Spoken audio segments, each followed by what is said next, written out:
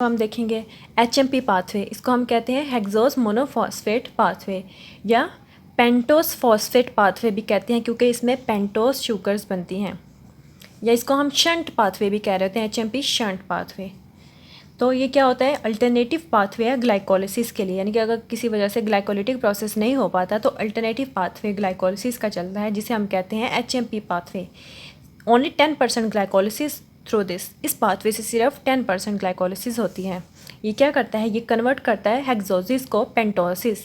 ये देखिए इसमें पेंटोसिस बन रहे हैं, इसी वजह से इसको हम पेंटोस फॉस्फेट पाथवे भी कह सकते हैं। ये प्रोसेस साइटोसोल में हो रहा होता है। किस किस ऑर्गन के साइटोसोल में, लीवर के साइटोसोल में, आरबीसीज, एडिपोज टिश्यू और गोनेट्स। ये NADPH जनरेट करता है, लेकिन ये ATP की फॉर्मेशन नहीं करता। ना ATP यूज़ होता है और ना ही फॉर्म होता है।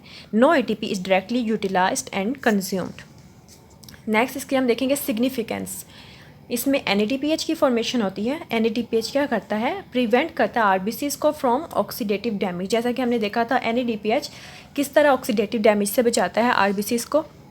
ये ग्लूटाथायोन की रिड्यूस्ड फॉर्म बनाता है, और ग्लूटाथायोन जो है वो ऑक्सीडेटिव डैमेज से बचाता है RBCs को।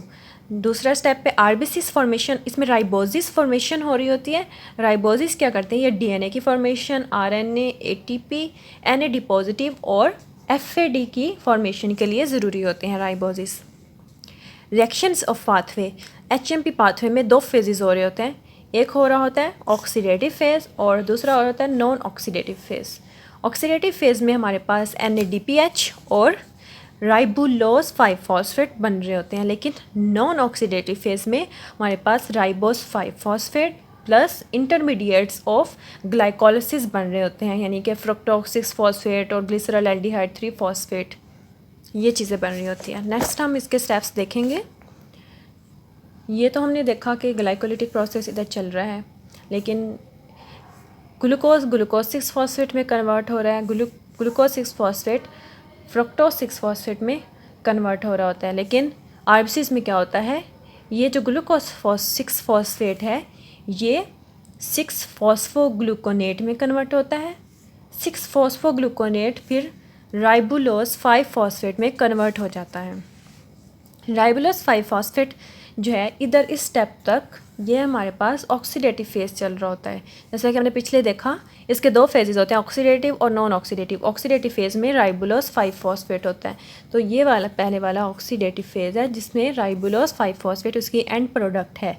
फिर राइबुलोज 5 फॉस्फेट 2 प्रोडक्ट्स में चेंज होता है, एक है जाइलोज 5 फॉस्फेट, दूसरा है राइबोस 5 फॉस्फेट। तो नेक्स्ट जो है ये नॉन ऑक्सीडेटिव फेज़ चल रहा है जिसमें राइबोस 5 फॉस्फेट बनता है। तो नेक्स्ट क्या होता है कि ज़ाइलोज 5 फॉस्फेट कन्वर्ट हो जाता है फ्रुक्टोज 6 फॉस्फेट। तो फ्रुक्टोज 6 फॉस्फेट बाद में ग्लाइकोलिटिक प्रोसेस में चला जाता है और उससे G3P बनती है, और ग्लाइकोलिसिस का प्रोसेस जो है वो एंड तक चलता जाता है। जब हमारे पास, अब हम देखेंगे कि ये राइबोस 5 फॉस्फेट में कब बनता है हमारे पास, जब हमें न्यूक्लियोटाइड्स की डिमांड ज़्यादा होती है, क्योंकि राइबोस 5 फॉस्फेट न्यूक्लियोटाइड्स की फॉर्मेशन के लिए ज़रूरी होता है, जो कि DNA RNA के लिए चाहिए होते हैं। तो जब न्यूक्लियोटाइड्स की डिमांड ज़्यादा होती है तो क्या होता है कि फ्रुक्टोज 6 फॉस्फेट ये भी राइबोस 5 फॉस्फेट में कन्वर्ट हो जाता है, G3P भी राइबोस 5 फॉस्फेट में कन्वर्ट हो रहा होता है, और राइबुलोज 5 फॉस्फेट भी राइबोस 5 फॉस्फेट में कन्वर्ट हो रहा होता है। तो 3 जगह से राइबोस 5 फॉस्फेट की फॉर्मेशन हो रही होती है। और ये जो है राइबुलोज 5 फॉस्फेट वाला जो साइकिल वो कब चल रहा होता है, जब हमें, क्योंकि हमने देखा था ऑक्सीडेटिव फेज़ में NADH की फॉर्मेशन हो रही होती है, तो जब हमें NADH चाहिए होगा तो ये राइबुलोज 5 फॉस्फेट वाला साइकिल चल रहा होगा। तो ये राइबुलोज 5 फॉस्फेट कब बनेगी, जब हमें NADH चाहिए होगा। तो जब हमें NADH चाहिए होगा तो ये राइबुलोज 5 फॉस्फेट की फॉर्मेशन हो रही होगी। देखा था कि ग्लूटाथायोन की रिड्यूस्ड फॉर्म किस तरह बनती है, जब ग्लूकोज 6 फॉस्फेट 6 फॉस्फोग्लूकोनेट में कन्वर्ट होता है तो एंजाइम इसकी कन्वर्जन करता है, स्टेप की कन्वर्जन करता है, वो होता है G6PD, ग्लूकोज 6 फॉस्फेट डिहाइड्रोजिनेस। ये एंजाइम ग्लूकोज 6 फॉस्फेट को 6 फॉस्फोग्लूकोनेट में कन्वर्ट करता है। तो ग्लूकोज 6 फॉस्फेट डिहाइड्रोजिनेस क्या करता है, ये NADP को कन्वर्ट कर देता है NADPH, यानी कि रिड्यूस्ड फॉर्म बना देता है इसकी। तो अब NADPH जो रिड्यूस्ड फॉर्म बन गई है, ये क्या करेगा, GSSG, ये ग्लूटाथायोन की ऑक्सीडाइज्ड फॉर्म है, ये इसको इसकी रिड्यूस्ड फॉर्म यानी कि GSH, ये इसको इसकी रिड्यूस्ड फॉर्म में कन्वर्ट कर देगा। और ये ग्लूटाथायोन को इसकी रिड्यूस्ड फॉर्म में कन्वर्ट करना क्यों ज़रूरी है, क्योंकि ग्लूटाथायोन की जो रिड्यूस्ड फॉर्म है वो ऑक्सीडेटिव डैमेज से बचाती है आरबीसीज़ को। किस तरह, जैसे हम कुछ ऐसी चीज़ें ले रहे हैं, ड्रग्स ले रहे हैं, या कुछ सब्जियां होते हैं जिस तरह फेवा बीन्स हैं, इनमें क्या होता है कि ऑक्सीडेंट्स होते हैं, उनमें क्या होता है, हाइड्रोजन परऑक्साइड जो होती है वो, अगर ये ग्लूटाथायोन ऑक्सीडाइज्ड फॉर्म में रहेगा तो वो हाइड्रोजन परऑक्साइड जो है वो फ्री रेडिकल्स बना सकेगा, तो फ्री रेडिकल्स जो है वो आरबीसीज़ को डैमेज कर देते हैं। लेकिन अगर ये ग्लूटाथायोन रिड्यूस्ड फॉर्म में होगा तो हाइड्रोजन परऑक्साइड जो है वो फ्री रेडिकल में कन्वर्ट नहीं हो सकेगी। तो हाइड्रोजन परऑक्साइड अगर फ्री रेडिकल में नहीं कन्वर्ट होगी तो आरबीसीज़ जो है वो ऑक्सीडेटिव डैमेज से बचे रहेंगे। J6PD functions to reduce NADP to NADPH। जैसा कि हमने पढ़ा, J6PD क्या करता है, NADP को रिड्यूस कर देता है NADPH में। NADPH needed for production of reduced glutathione.